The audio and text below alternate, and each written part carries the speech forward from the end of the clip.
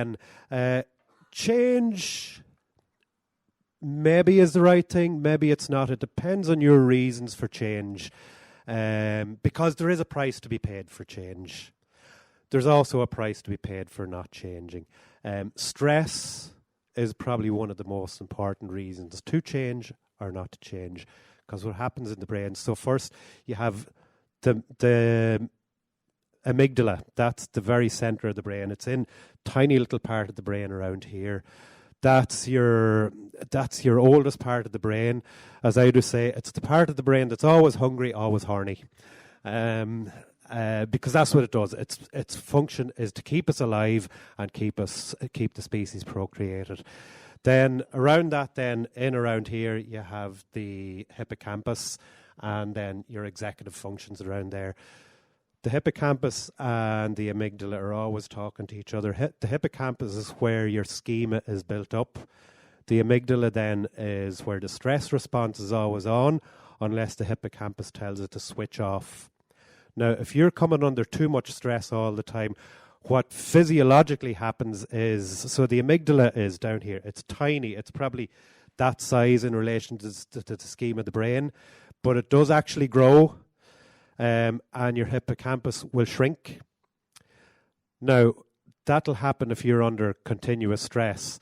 Now, if that stress, hopefully it will alleviate, the hippocampus will go back to its original size, but the amygdala may not shrink the way it's supposed to shrink again. So that's an important thing to know about continuous pervasive stress.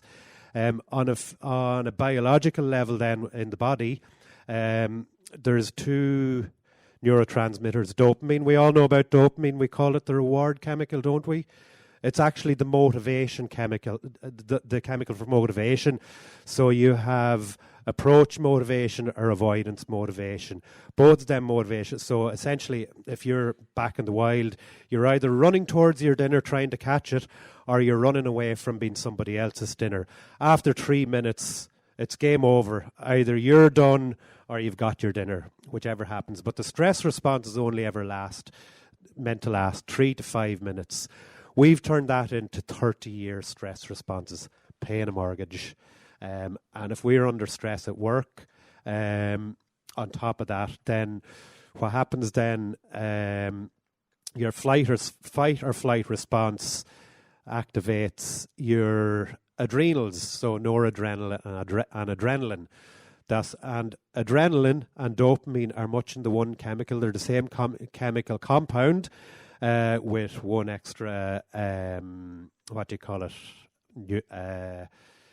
molecule. So when your adrenals are continuously active, you have corticoids coursing around your body continuously. That's toxic. It's poisonous.